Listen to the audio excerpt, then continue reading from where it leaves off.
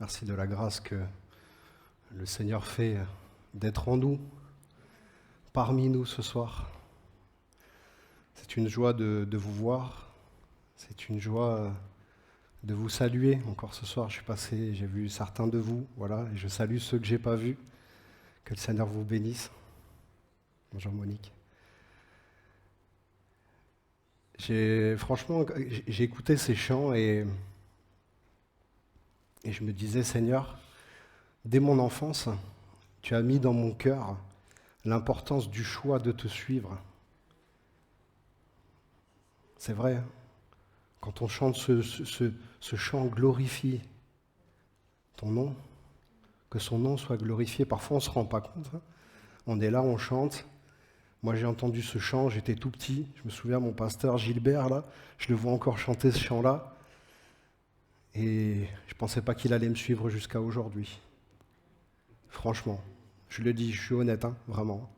Et je remercie le Seigneur de la grâce qu'il me fait, qu'il vous fait, qu'il nous fait encore de pouvoir être présents ce soir. Malgré ce temps qui voudrait nous accabler, on ne se laisse pas accabler, on vient, et on vient se faire du bien dans la présence du Seigneur.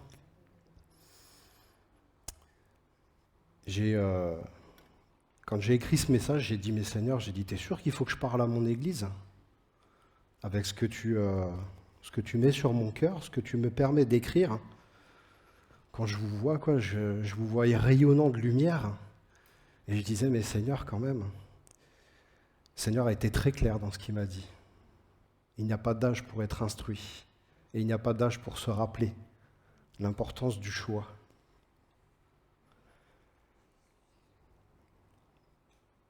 Avant de commencer ce message, je vais demander à ma sœur Rosine, qu'on n'entend pas beaucoup. Je vais te demander de prier pour ce message, ma sœur. Rose, pardon, excuse-moi.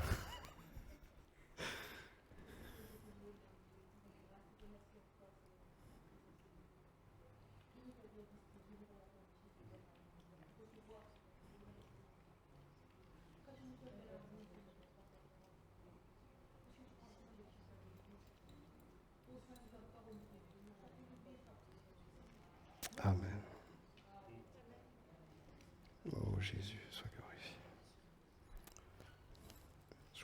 Je me suis permis quelques familiarités, hein, je voulais pas. Voilà. Mais je sais qu'elle m'aime, ma sœur, et moi aussi je l'aime. Voilà. Elle m'a vu aussi pareil depuis que je suis pas très grand. Alors ce soir, je vais vous proposer, il y aura de la lecture, hein, voilà. Mais je sais qu'on est une église fervente, une église remplie de feu, et on aime la parole de Dieu. Donc il y aura de la lecture. Pour cette première lecture, je vais vous proposer de nous plonger dans le psaume 34. Alors moi, j'ai utilisé une version qu'on appelle la Bible annotée. Voilà. Et je vous la conseille parce qu'elle est vraiment pleine de fruits. Et on va démarrer à partir du verset 12 et on ira jusqu'au verset 23. J'en profite au passage pour saluer nos amis qui nous suivent sur Facebook. Voilà, on ne vous salue pas suffisamment, que le Seigneur vous bénisse aussi. À partir du verset 12. « Venez enfants, écoutez, moi, je vous enseignerai la crainte de l'Éternel. Qui est l'homme qui prend plaisir à la vie, qui souhaite des jours pour goûter le bonheur ? Garde ta langue du mal et tes lèvres des paroles trompeuses. Détourne-toi du mal et fais le bien. Recherche la paix et la poursuis. Les yeux de l'Éternel sont sur les justes et ses oreilles sont attentives à leurs cris. La face de l'Éternel est contre ceux qui font le mal, pour retrancher de la terre leurs souvenirs. Ils crient, l'Éternel les entend et les délivre de toute leur détresse. L'Éternel est près de ceux qui ont le cœur brisé, et il sauve ceux qui ont l'esprit froissé. Nombreux sont les maux du juste, mais de tous, l'Éternel le délivre. Il garde tous ses os, aucun d'eux ne sera brisé. Le mal fait mourir le méchant, et ceux qui haïssent le juste sont sous la condamnation. L'Éternel rachète l'âme de ses serviteurs, et aucun de ceux qui l'ont pour refuge ne sera condamné. Nous parlons bien là d'un choix. Choisir l'Éternel pour refuge. Il est intéressant de voir avec quelle clarté l'Éternel a inspiré le cœur de David. Parce que là, c'est bien David qui écrit. Poursuivi par Saül et réfugié chez les Philistins. Il a eu une transcription claire des exigences de Dieu dans l'obligeance à soumettre son cœur au roi des rois, notre Seigneur, notre grand Dieu salvateur. Par sa justice est bon dans ce qu'il reprend en chacun de nous. Le Seigneur est bon lorsqu'il nous reprend. Moi, personnellement, quand des fois je me retrouve dans des situations et je me dis, mais mince, qu'est-ce qui me reprend à l'intérieur? Mais c'est l'Esprit de Dieu. C'est l'Esprit qui nous ordonne, stop, arrête-toi. Et ce soir, combien sommes-nous à pouvoir dire que l'Éternel a agi dans nos vies lorsque nous avons crié à lui dans nos détresses? Une grande majorité, si ce n'est la majorité, pour vous qui êtes présents ce soir, ou non, pour ceux qui sont sur YouTube ou sur Internet, combien sommes-nous à pouvoir dire le Seigneur a intercédé dans mes détresses, m'a gardé du mal? Je ne suis pas là ce soir à cet instant. Mon frère, si tu peux me baisser juste un peu le retour, ce serait sympa. Merci beaucoup. Je ne suis pas là à cet instant pour comparer quelle est la souffrance la plus forte ou encore la plus violente dont tu as souffert, mais plutôt pour affirmer que tu as été délivré, oui, délivré de tes ennemis, comme le fut David contre Saül, réfugié chez les Philistins en Philistie. Il a dû se réfugier chez l'ennemi, il faut quand même réaliser. 1 Samuel, au chapitre 19, à partir du verset 9, 1 Samuel 19, à partir du verset 9, et jusqu'au verset 11. Donc là, c'est pour nous remémorer cette confrontation entre Saül et David. Un jour, un esprit mauvais, envoyé par le Seigneur, entre dans Saül. Il est assis dans sa maison et tient sa lance à la main. David est en train de jouer de la cithare. Saül cherche à clouer David au mur, pour dire la violence quand même avec laquelle il s'attaque à lui. David fuit, mais David évite les coups et la lance se plante dans le mur. David fuit et il échappe à la mort cette nuit-là. Au verset 11, Saül envoie des gens à la maison de David pour le surveiller et pour le tuer le matin, pour dire quelle haine attisait Saül. Mais Michal, la femme de David, le prévient. Si tu ne t'échappes pas cette nuit, demain, tu seras mort. David savait qu'en se réfugiant dans ce pays, il serait hors de portée de Saül. Fou de rage contre lui, il possédait largement les moyens de le tuer, mais Saül fut immédiatement arrêté par Dieu, qui, voyant son cœur se remplir d'amertume, le confronta à ses propres choix. Au chapitre 9 de 1 Samuel 19, que nous venons de lire, c'est en faisant descendre cet esprit mauvais sur Saül qu'il quitte ainsi Saül, et je le répète, le laissant face à sa propre convoitise. Parce que qu'est-ce que convoitait Saül ? Il convoitait la réussite. Il convoitait David, le voyant réussir. Je comprends, et vraiment, ce soir, je comprends la portée. Parce qu'en l'écrivant, ce message, comme je me le dis, et je me plais à le dire souvent, la première des personnes à qui je prêche, c'est à moi, premièrement.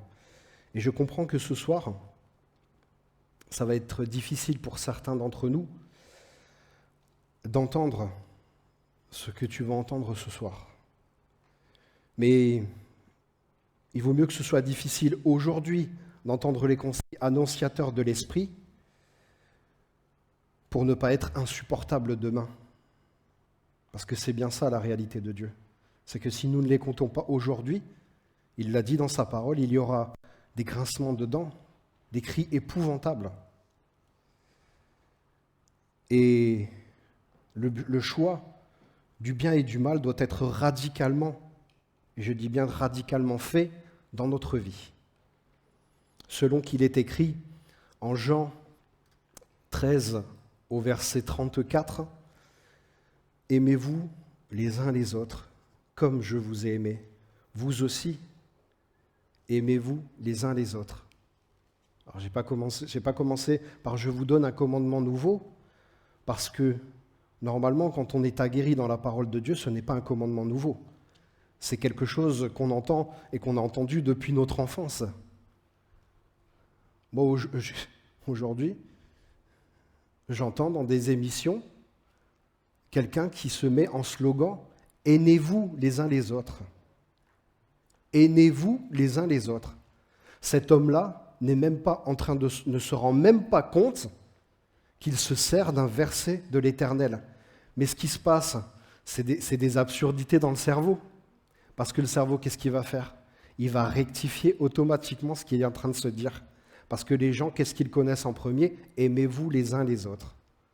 Et avec son message « Aimez-vous les uns les autres », donc on parle de haine, voilà, et il est en train de diffuser le message de l'Éternel et il ne s'en rend même pas compte. Vous voyez? L'Éternel parfois se sert de choses, et je peux vous dire vraiment parce que j'ai prié pour ça. Parce que j'ai dit, Seigneur, c'est pas possible que quelqu'un se serve de ça sans qu'il y ait quelque chose derrière. Et vraiment, les gens aujourd'hui ne se rendent même plus compte de ce qu'ils font. Parce que la première des choses que les gens se disent, je suis désolé, je me répète, mais c'est « aimez-vous les uns les autres ». C'est la première chose qui leur arrive dans le cœur. Pour en revenir à notre récit, Saül n'aurait certes jamais voulu voir cela se produire dans sa vie. Mais Dieu, qui voulait voir David s'épanouir auprès de Saül, lui a fait réaliser qui est le seul maître de toutes choses. Combien, et si nous sommes tout à fait honnêtes en nous, avec l'aide de l'Esprit Saint, combien sommes-nous à avoir voulu convoiter la réussite d'un autre? Ou jalouser, c'est difficile, hein, vraiment, je vous assure, ou jalouser la réussite d'un autre. Mais Dieu, dans sa grâce, voit le fond de notre cœur, le fond de ton cœur, et ne permet pas. Il reprendra dans un premier temps, puis il durcira sa requête envers toi, ne voulant pas que tu te blesses. Pardon, excusez-moi pour le micro. Ne voulant pas que tu te blesses dans les chemins tortueux de la convoitise, mais que tu suives la simplicité de son chemin pour toi. Proverbe, au chapitre 2 et au verset 11 à 15. La réflexion veillera sur toi, l'intelligence te protégera.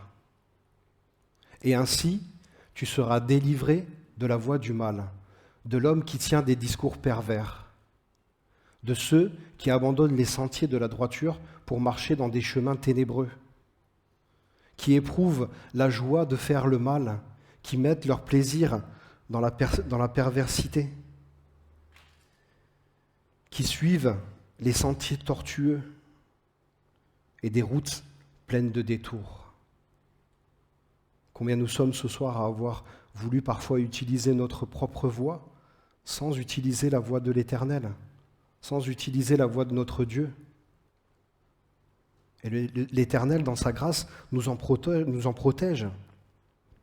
Parce que soumis à nos convoitises charnelles, et c'est bien charnel, hein, on parle de convoitises charnelles, hein, c'est même pas des convoitises spirituelles, hein, c'est des convoitises charnelles. Tu suis tes désirs allant jusqu'à une pensée mal dirigée, convoitée par cet esprit de disette, pensant qu'il serait mieux d'avoir l'attribut de l'autre. Mais mon frère, ma sœur, c'est faux. C'est faux. Tu as déjà tout en Christ, qui t'a apporté l'essentiel pour ta vie. Tu as tout en Christ. Il suffit juste de le développer. Et ce soir, je veux t'apporter cette pensée de Dieu. Vraiment, c'est une pensée de l'Éternel. Je ne peux pas dire autrement. Quand j'étais en train d'écrire, ma compagne m'en est témoin, je l'ai appelé. Voilà, on a une baie vitrée à notre bureau, je l'ai regardé, j'ai fait viens. J'ai dit là, je viens d'écrire quelque chose, franchement, c'est une pensée très forte pour l'Église, pour chacun de vous. Ce que je t'ai donné est bien plus précieux que ce que tu peux voir, car ce que tu vois pourrait t'accabler et faire de toi ce que tu ne voudrais pas. Aujourd'hui, ne convoite que ce que tu as reçu et exploite les merveilles de ma sagesse. Je vais vous le relire, vraiment, parce que c'est quelque chose, je l'ai mis en rouge, mais je crois que je vais m'en faire un cadre à la maison. Ce que je t'ai donné est bien plus précieux que ce que tu peux voir, car ce que tu vois pourrait t'accabler et faire de toi ce que tu ne voudrais pas. Aujourd'hui, ne convoite que ce que tu as reçu et exploite les merveilles de ma sagesse. Exploitons les merveilles de sa sagesse. Ne cherchons pas à vouloir sortir des merveilles de sa sagesse. Si Dieu t'a retiré des convoitises humaines, ce n'est pas pour en recréer d'autres. Et combien nous sommes parfois à recréer encore et encore et encore des convoitises. Mon frère, ma sœur, Dieu veut te voir parfait à l'image qu'il modèle en toi. Pour lui, te voir emprunter les chemins malfaisants, c'est un sujet de tristesse. Mais il n'abandonne pas. Il n'abandonne jamais. Car tu es sous la nouvelle alliance. Cette alliance pour laquelle il a promis que tout est accompli pour ta vie. Il l'a dit sur le bois de la croix, tout est accompli. Tout est accompli pour chacune de vos vies. Du plus petit au plus grand. Je regarde les jeunes qui sont là ce soir. Aujourd'hui, faites le bon choix du bien ou du mal. Aujourd'hui, faire le bon choix du bien ou du mal n'est pas ou n'est plus l'option du bon sens, selon ton éducation, mais la vérité de Dieu pour son rachat, par son rachat pour ta vie. 1 Corinthiens 6, au verset 20, en version second 21, vous avez été rachetés à un grand prix. Rendez donc gloire dans votre corps et dans votre esprit qui appartient à Dieu. Rendre gloire, c'est bien faire un choix, le choix ultime. Rendre gloire à Dieu, ce n'est plus boire ou manger des condamnations contre nous. C'est prendre conscience chaque jour qu'il veut t'écarter de tout mal et induire à chacun de tes souffles le choix évident du bien pour ta vie et celle de ceux que tu rencontres afin d'être le témoignage vivant et perspicace de l'efficacité de son sang encore aujourd'hui. Car vous êtes les témoins de l'efficacité de son sang encore aujourd'hui. Quand tu es sur le lieu de ton travail, quand tu es en train de faire tes courses, ne vous est-il jamais arrivé des personnes qui vous disent « Vous avez un sourire magnifique, madame. Vous avez un sourire magnifique, monsieur. » Ça, c'est simplement l'Éternel qui est en train de vous faire réaliser qu'il a changé en vous le mal en bien.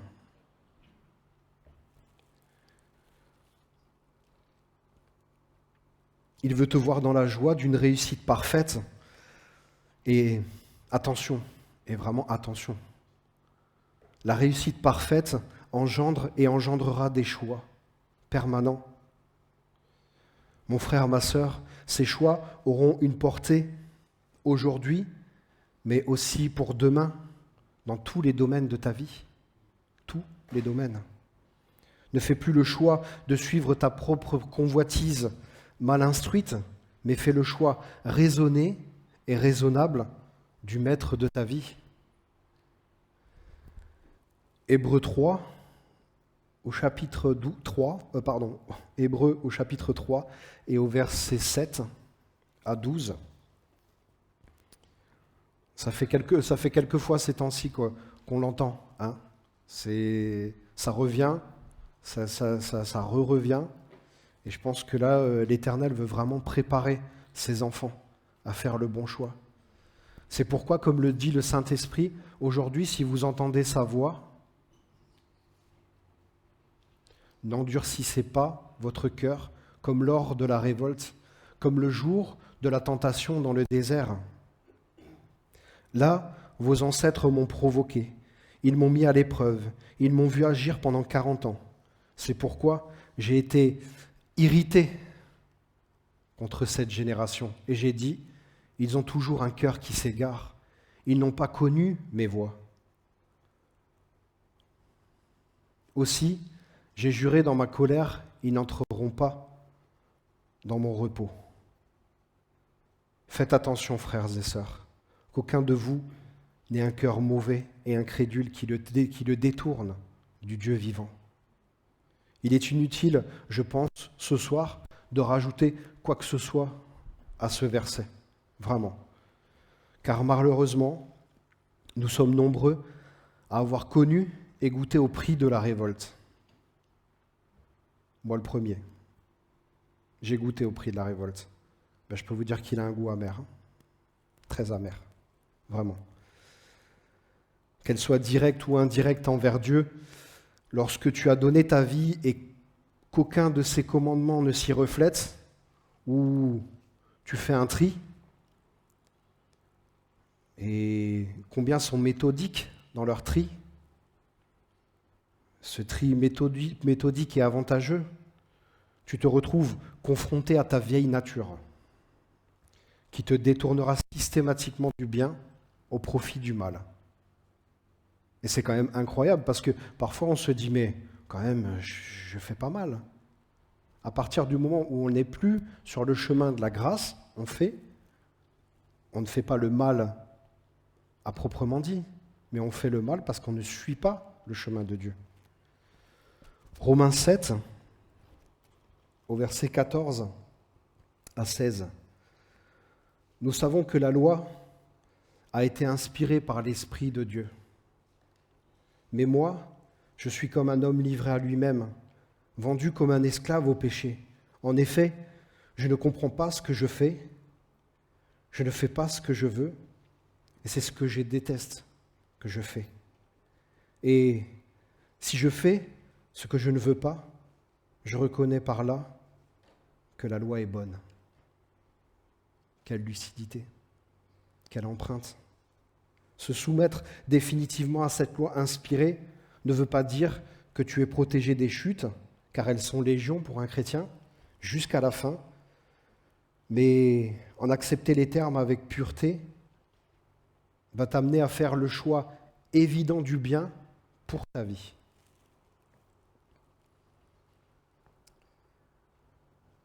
Nous passons dans la seconde partie de mon message et je vous invite à prendre cette parole dans Deutéronome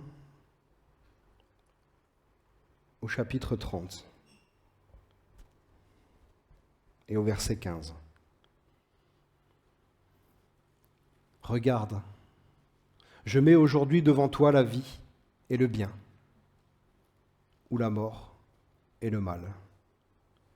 Dans notre marche avec Dieu et son Esprit, nous sommes très souvent confrontés, interpellés, voire même bousculés dans notre vision. Car combien sommes-nous à avoir marché ou tenté de marcher dans les voies qui ne sont pas les nôtres ?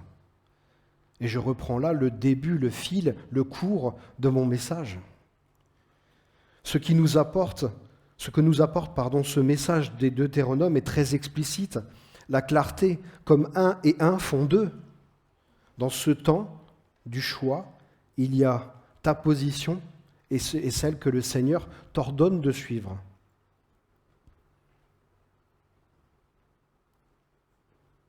Nous avons tous, à cet instant, l'envie de bien faire, N'est-ce pas réel?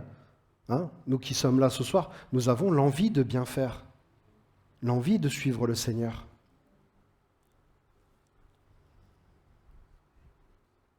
Et surtout, faire le bien pour être retrouvé dans les volontés du Seigneur lors de sa venue. Il nous connaît par notre nom et saura nous appeler pour connaître notre état d'âme. Pas nos états d'âme, notre état d'âme. Son retour est proche. On discute avec plusieurs frères et sœurs. On a discuté il n'y a pas longtemps avec Dali. Son retour est proche. Il appelle et il saura vous appeler par votre nom, car votre nom est inscrit dans le livre de vie. Et ce n'est pas vos états d'âme qui va venir voir, c'est l'état de votre âme.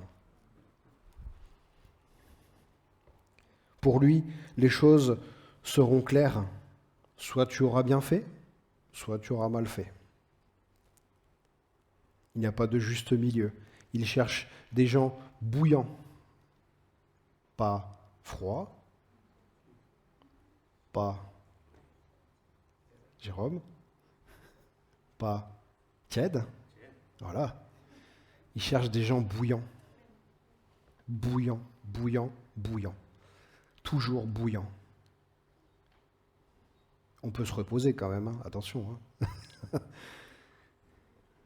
Je ne pensais pas ce soir apporter ce petit témoignage, cette petite référence, mais j'en ai parlé avec mon frère l'autre jour. Je vais dans cette grande surface qu'on appelle Grand Frais. Et j'arrive devant et je vois un homme qui fait la manche. Et il me regarde avec un grand sourire. Je dis, tiens, il a le sourire au moins, c'est bien. C'est déjà un bon début. Je rentre, je fais mes courses. Je passe par la boulangerie, là, Marie Blacher. C'est vrai que c'est pratique quand même.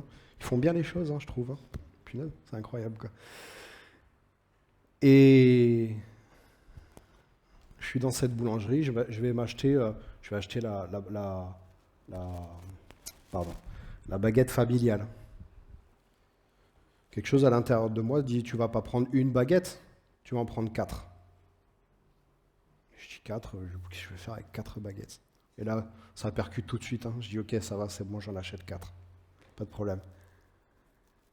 Je sors, et ils étaient plus 1, mais ils étaient 2. Voilà. D'accord? Je sors les baguettes, j'en donne une à un et une à un autre. Et vous me croirez ou pas, mes frères et sœurs, il me regarde, il me fait « Ça, c'est le pain de l'esprit !» Vraiment, vraiment, je vous promets, je vous promets. Et moi, j'avais donné les baguettes, j'allais presque partir. Et là, j'ai senti ma jambe. Allez, reviens là. Il y a quelque chose à faire. Il y a quelque chose à dire. Et je l'ai regardé, je lui ai dit, on ne peut pas dire vraiment le pain de l'esprit. J'ai dit, quand on parle de pain, on parle du corps de Christ. Et j'ai dit, je vais vous dire quelque chose ce soir, mes amis. Je parlais à ces 2 hommes, marginaux, détachés, très certainement toxicomanes. Et je l'ai regardé, j'ai dit, Jésus vous aime. Il y en a un qui m'a regardé, il a tendu son bras comme ça, il m'a fait, t'as vu? Ses bras, ses poils, ils étaient là. Et j'ai dit ça, c'est parce que Dieu est en train de te chercher. Et son ami qui est à côté, il me dit, cette semaine, donc on était vendredi dernier, il me dit, cette semaine, il y a 3 personnes qui nous ont invités dans une église. Et j'ai dit, moi je vous invite aussi dans notre église. Venez à la rencontre de Dieu, vraiment. Voilà. On va finir là-dessus. Je finis là-dessus. J'arrive à mon camion. Je monte dans mon camion. Derrière, là, il y a des Bibles que tu as achetées à la librairie. D'ailleurs, je m'excuse pour le retard du paiement. Voilà. Mais, ouais, ça va barder. Mais, je dis oui, c'est vrai que j'ai des Bibles, c'est vrai. Excusez-moi pour ce micro, décidément. Il n'est pas copain avec moi. Hop. Non, il ne veut plus tenir. À force de le toucher. Hop. Allez, je le remets. Et tu es gentil, tu tiens. Allez, sois mignon. Non. veut pas? Si? Ouais, bof. Hein? Vous m'entendez? Ouais. Le problème, c'est qu'il ne tient pas. Bon, je crois que c'est la chaleur de l'esprit. Et donc, je vais à l'arrière, je prends une Bible, je m'arrête à leur niveau. Je dis, écoutez, vous savez, vous m'avez dit qu'en partant, que chaque soir, vous faites un point, un débrief de la journée qui s'est passée. Et j'ai dit, vous savez, ce soir, vous ferez un débrief autour de la parole de Dieu. Parce que j'ai dit, je vais vous l'offrir. J'ai dit, je vais vous donner la parole de Dieu. Et là-dedans, il y a la vie. Je leur tends la Bible, je tends la Bible à cet homme qui parlait un peu moins que l'autre, qui sautait un peu moins que l'autre, parce que l'autre, il sautait dans tous les sens. Il mangeait cette baguette-là, il fallait voir, enfin, c'était... Sur le coup, je dis, waouh, mec, il va falloir que tu arrêtes vraiment la drogue, quoi. Voilà. Je lui ai dit, d'ailleurs. Et l'autre prend la Bible comme ça, et là, j'ai compris l'expression de ce que ça voulait dire. Je serre ta parole contre mon cœur. Il a pris la Bible comme ça, il l'a mis contre lui, il a fait... C'est magnifique, c'est magnifique. Et il prend cette Bible et il l'embrasse, pardon. Décidément. On va pas y arriver. Et il prend cette Bible et il l'embrasse. Il l'embrasse. Il l'embrasse. Vraiment. Sur le coup, je me dis, mais waouh, Seigneur, tu es en train de me montrer au figuré, là, aujourd'hui, au XXIe siècle, tu es en train de me montrer ce qui est marqué dans ta parole de Dieu. Je serre ta parole contre mon cœur. Et je n'en oublie aucun commandement. Aucun.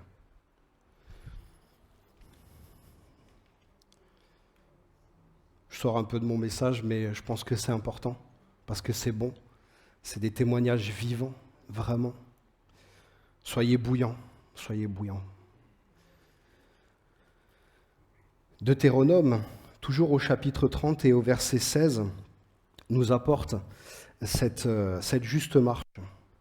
Ce que je te commande aujourd'hui, aimer l'Éternel ton Dieu, marcher dans ses voies et garder ses commandements, ses statuts et ses ordonnances. C'est en faisant cela que tu vivras, que tu multiplieras et que l'Éternel ton Dieu te bénira dans le pays où tu vas entrer pour en prendre possession. Aujourd'hui, vous avez pris possession de la ville de Castres.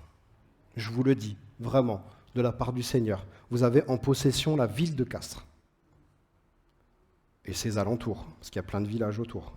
Je pense à Saïs, Saint-Malins, Saint-Pierre-de-Trévisy, enfin voilà, il y en a tant et tant d'autres. La Bruyère, j'ai pas oublié la Bruyère.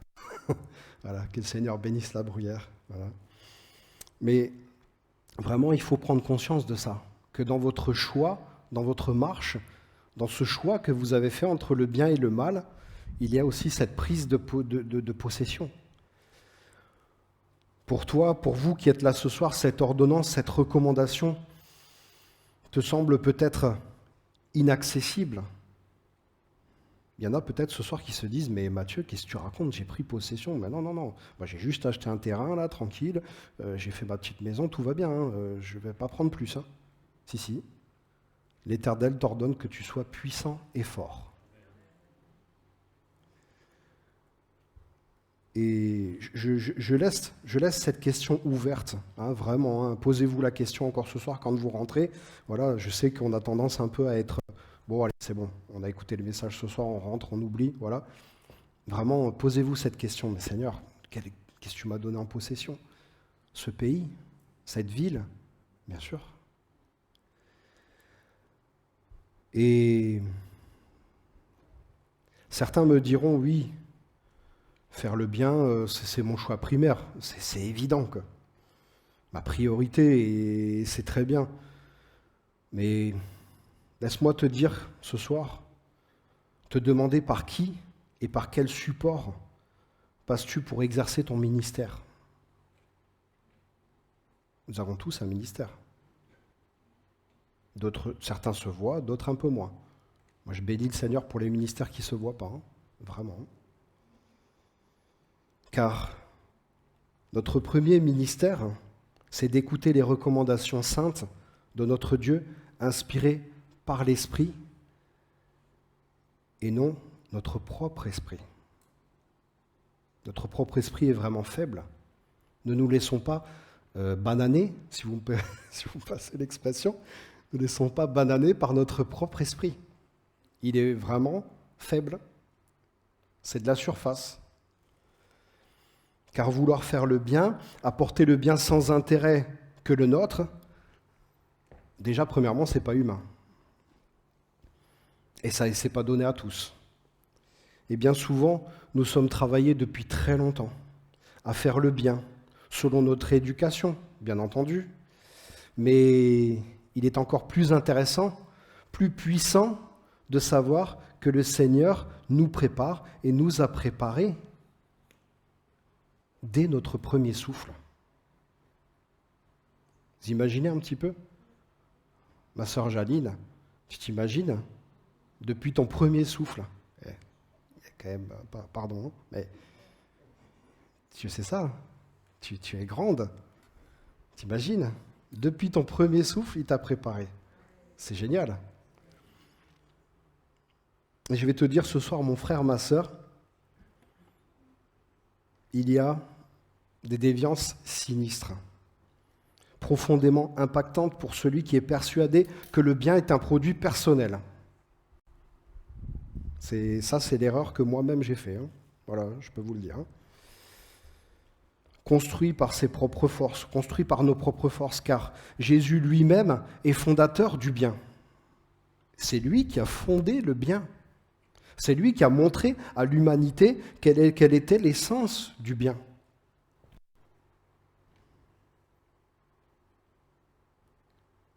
Quand j'ai écrit ça, ça m'a fait bizarre. Mais depuis 2 millénaires, 20 siècles, ça fait 20 siècles qu'il a montré à l'humanité quelle était l'essence du bien, la genèse du bien. 1 Jean, au chapitre 3 et au verset 2. Donc moi je l'ai pris en version Summer. Mes chers amis, dès à présent, nous sommes enfants de Dieu. Et ce que nous serons un jour n'a pas encore été rendu manifeste. Nous savons que lorsque le Christ paraîtra, nous serons semblables à lui, car nous le verrons tel qu'il est. L'exemple parfait. Nous le verrons tel qu'il est. Oui, nous verrons notre exemple parfait, celui qui nous a ouvert au véritable sens du mot bien, par son implication, mais aussi par sa sagesse, qui ne doit pas nous être seulement agréable dans les bons moments, mais qui doit nous ouvrir le fruit des possibles. Mais lorsque les choses parfois deviennent amères dans nos relations, mais aussi dans notre quotidien, mon ami, tu n'es pas exempt de mauvaises pratiques. On n'est pas exempt de mauvaises pratiques, endommageant ton quotidien, notre quotidien. Une parole mal prononcée, une réflexion non raisonnée, un acte non réfléchi. Proverbe, au chapitre 21 et au verset 23, nous rappelle ceci: celui qui surveille sa bouche et sa langue s'épargne bien des tourments. Celui qui surveille sa bouche et sa langue s'épargne bien des tourments. Inutile de vous dire que ce passage des Proverbes est lucide, car il nous montre et il nous démontre la perfection de l'Écriture. Que même nous, même toi, tu seras épargné de bien des peines si tu surveilles ton attitude selon l'exemple parfait. Honnêtement, et entre vous et moi, entre vous et le Seigneur, il est quand même plus agréable de vivre en paix, même si nous ne comprenons pas toujours, même si nos avis divergent. Il est quand même plus simple de partager et d'admettre que l'autre a un peu raison quand même. Et je parle pour moi le premier. Je grandis à l'école de Dieu chaque jour. Et parfois, avec Perrine, on se regarde et... Non, j'y arrive pas. Il y a des fois, en fait, on grandit et maintenant on commence à dire « Ouais, c'est vrai, tu avais peut-être raison. » On dit « Tu avais peut-être raison. » Ah, bon. Il y a un début. Mes frères et sœurs, soyons dépendants du Saint-Esprit dans tout, et je dis bien tout ce que tu entreprends, sans quoi tu seras déçu. Et dans notre déception, nous cherchons toujours un méchant. J'ai pris cet exemple du cerveau du mal.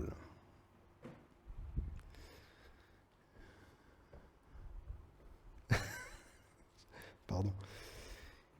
Qui aurait pu nous faire tomber. Ce cerveau du mal qui aurait pu nous faire tomber. Tu sais, le méchant du film, qui cherche toujours à faire tomber le méchant, le gentil, qui cherche sans arrêt à poursuivre le gentil héros pour le faire tomber. Parfois on se dit, punaise, mais il n'en a pas marre, quoi. Il doit se fatiguer à être aussi méchant, quoi. Dans une pub à l'époque, là, pourquoi est-il aussi méchant? Parce que... Cependant, réalisons ce soir que ce cerveau, et je ne le dis pas dans toutes les situations, mais bien souvent ce cerveau c'est nous. Ce cerveau du mal, c'est nous. Car assoiffés de justice, nous cherchons un coupable. Mais le premier coupable dans le choix devant nous, du bien et du mal, c'est nous-mêmes. Alors, inutile de chercher le coupable de nos propres choix.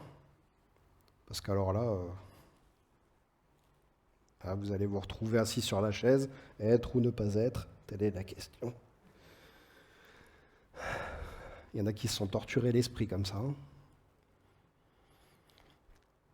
Romains 12, au verset 17, en version Semeur.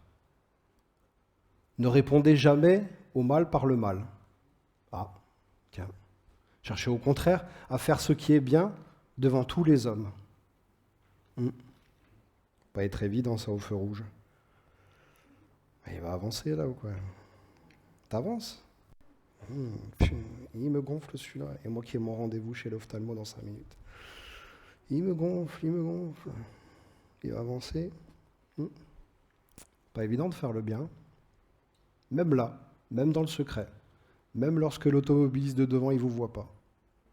Même là. Vivre en paix, c'est faire le choix ferme du bien. Vous ne pensez pas? Alors, si nous devons faire ce choix, autant qu'il soit fortifié dans notre intimité avec Christ. Parfois, au lieu de se précipiter chez son voisin, il revient ce voisin, Jérôme c'est vrai, il revient, toujours.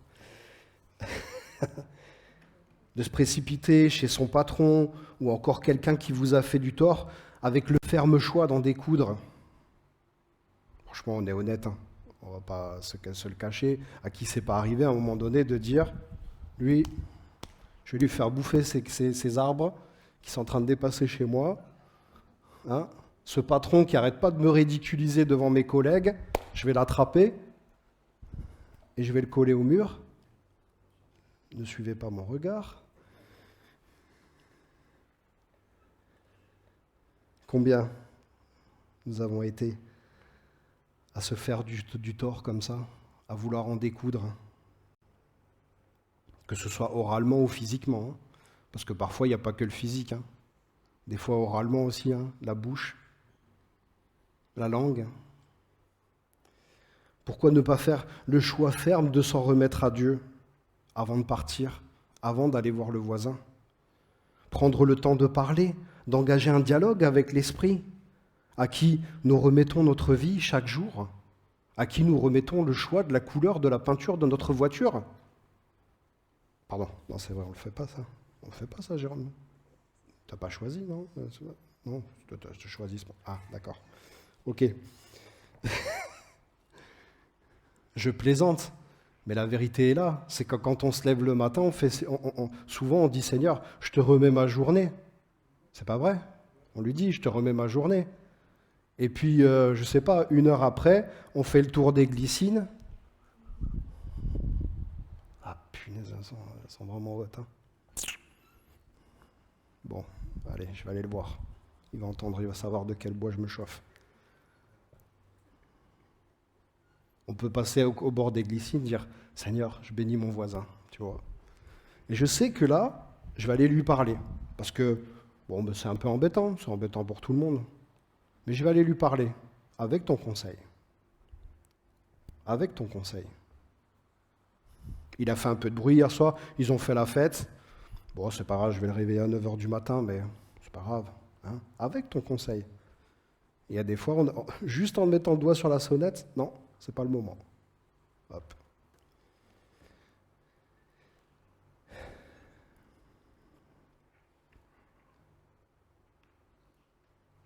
Se remettre à l'esprit,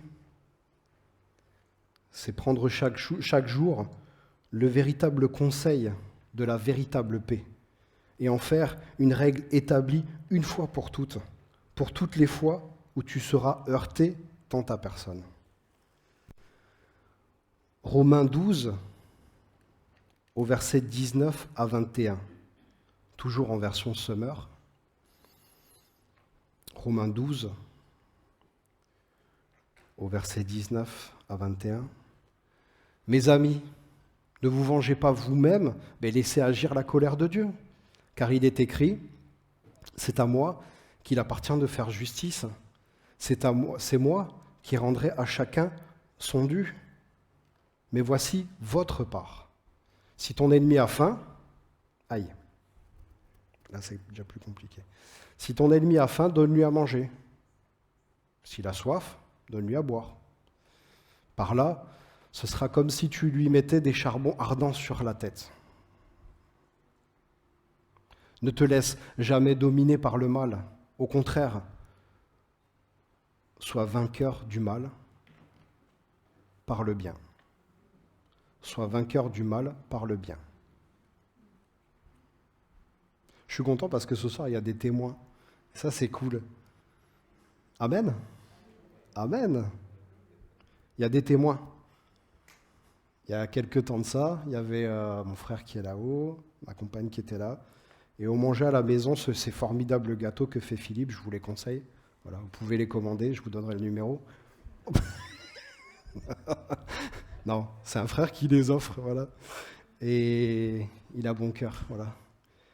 Et il fait ce formidable gâteau. On est dimanche après-midi. Il est 15h30, on va dire 16h. Et là, on est sur la terrasse, en train de manger notre morceau de gâteau, tout va bien, la vie est belle, il fait beau, les oiseaux chantent.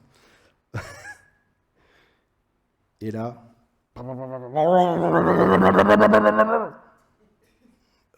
Il se sait. Ah mince, pas aujourd'hui, pas maintenant, pas à cette heure-ci. La voisine, qui n'est autre que la mère du village. Pardonnez-moi si vous regardez ce message, je vous aime. Vraiment, vraiment en plus. Vraiment.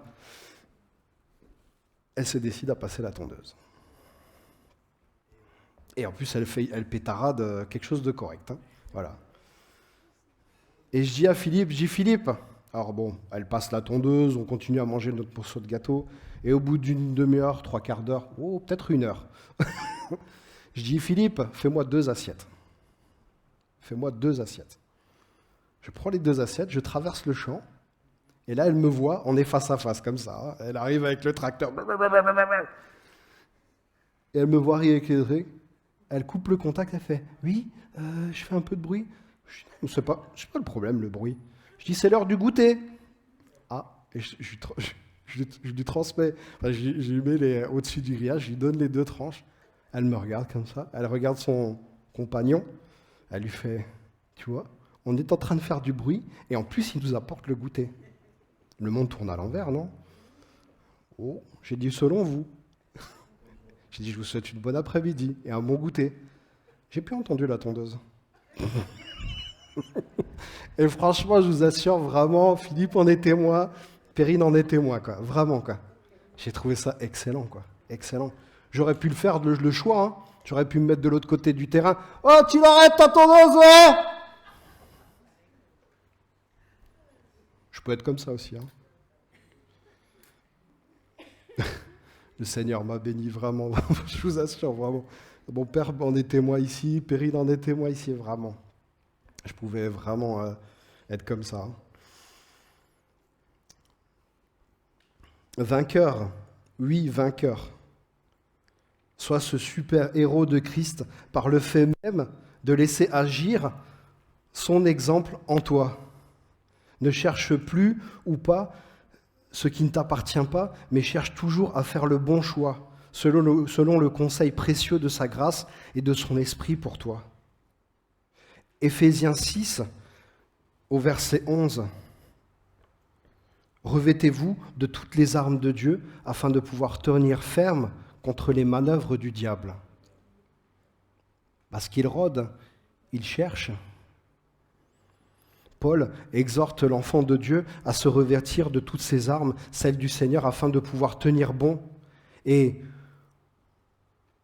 conforter ainsi son choix de faire le bien. Car, et je me répète ce soir, le Seigneur a exhorté depuis le début sa création, car il savait, ou plutôt, il connaissait notre tendance à la faiblesse. Les versets 12 et 13, toujours dans Éphésiens 6, sont clairs au sujet des conséquences du choix. Parce que ce n'est pas contre le sang et la chair que nous avons à combattre, mais contre les principautés, contre les puissances, contre les dominateurs de ces ténèbres, contre les esprits méchants dans les lieux célestes. C'est pourquoi prenez toutes les armes de Dieu, afin que vous puissiez résister dans le mauvais jour. Et après avoir tout accompli, tenir ferme. Puis Paul apportera les éclaircissements quant à l'armure dont le chrétien doit se parer pour tenir ferme, au travers et en exemple de la ceinture, au verset suivant, reflet de la vérité, ou encore les chaussures qui donnent les dispositions pour parler de la paix que donne l'Évangile. Puissance inspirée et inspirante à tenir ferme, aidée de l'esprit de sainteté. Mes frères et sœurs, on est au frais, on est bien, on n'est pas trop pressé, ça va? Mon frère, tu travailles peut-être demain? Je m'en excuse. Toi aussi? Ah, je te ferai un mot. Mes frères et sœurs, nous savons intimement au fond de nous quel est le bon choix à faire pour notre vie ici-bas et au-delà celle à venir. Certains l'ont fait depuis longtemps. Pour d'autres, il reste encore des éléments à développer. Certains éléments à déposer au pied de la croix, d'autres à résoudre avec l'aide du Seigneur. Mais de grâce, ne vous laissez plus ou pas asservir par votre vieille nature. Ne te laisse plus distraire par le fait de savoir si c'est toi ou si c'est l'autre de faire, oui ou non, le premier pas. Faites à chaque instant tout votre possible pour faire prospérer votre foi, pour faire prospérer ta foi, par les attributs du bien en toi, et non plus par la peur de votre ancienne nature. Elle est détruite, elle a été détruite.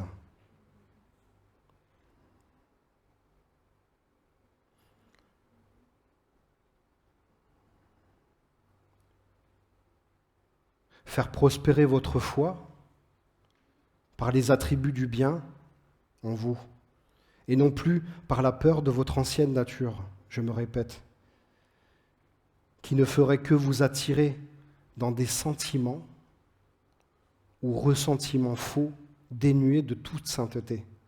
Vraiment, remets ton sujet, ta situation entre les mains de notre Seigneur et ne résiste plus, mais laisse-le agir. Oui, laisse Dieu être maître jusque dans les moindres détails pour être l'auteur de ton livre personnel de vie et ainsi de tes choix salvateurs. Tu es l'auteur de tes choix. Car le salaire que verse le péché, c'est la mort. Mais le don gratuit que Dieu accorde, c'est la vie éternelle dans l'union avec Jésus-Christ, notre Seigneur. Il est bien clair là du choix. Mon frère, si tu veux bien lancer la petite vidéo. J'ai ce petit chant que j'ai reçu sur le cœur en faisant le message. Ce n'est pas une pratique courante chez nous, mais voilà, j'avais eu vraiment à cœur, en écrivant ce message, de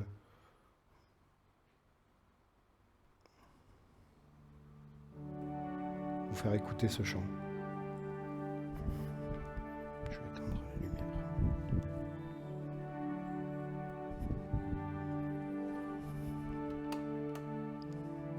J'étais fort, mais en un instant j'ai été brisé. J'étais fidèle, mais imprévisible par moments.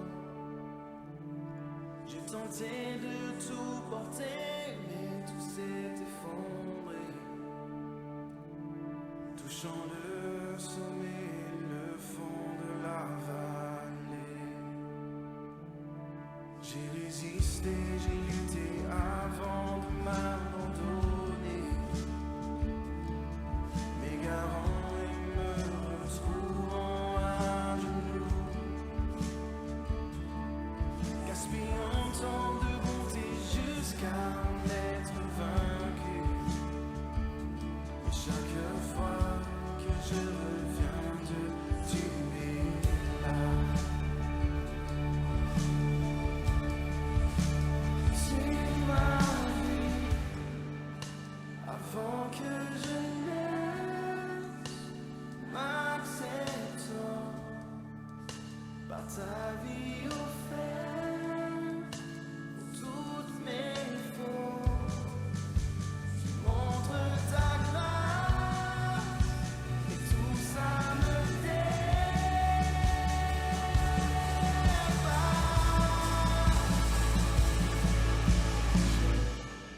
Je sais que je ne mérite pas ce genre d'amour.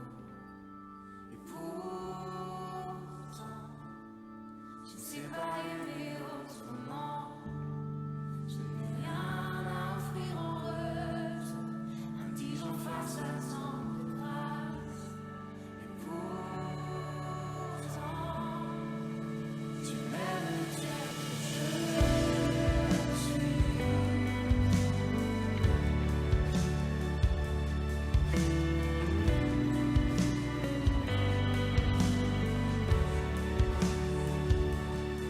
Qui suis-je pour que ta gloire veuille de ma louange?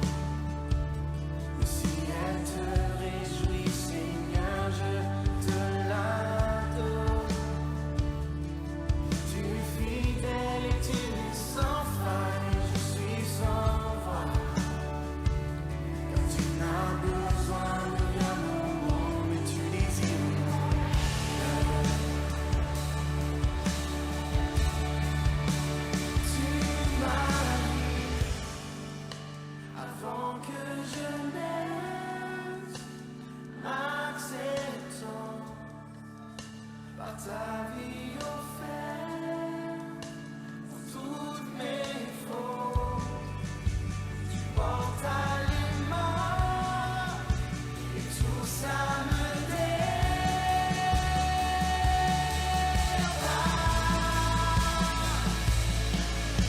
Je sais que je ne mérite pas ce genre d'amour.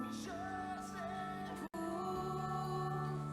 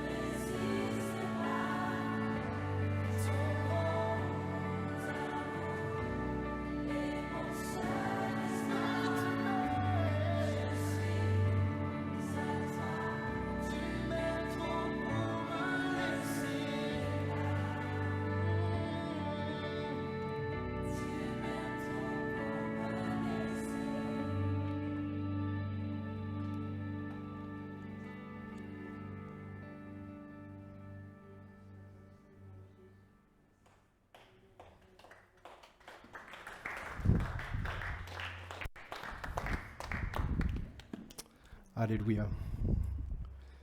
Alléluia. Vraiment que l'Éternel soit béni pour avoir inspiré ce chant magnifique. Il vous aime trop pour vous laisser là. On ne mérite rien de tout ce qui vient de lui, mais il vous aime trop pour vous éviter de faire le mauvais choix. Alors ce soir, mon ami, mon frère, ma sœur, fais le bon choix. J'arrive à la fin de mon message. Que le Seigneur vous bénisse tous. Jérôme, peut-être si tu veux rajouter quelque chose? Non? D'accord. Je vais demander à mon frère Nance, si tu veux bien nous remettre à la grâce du Seigneur. Well,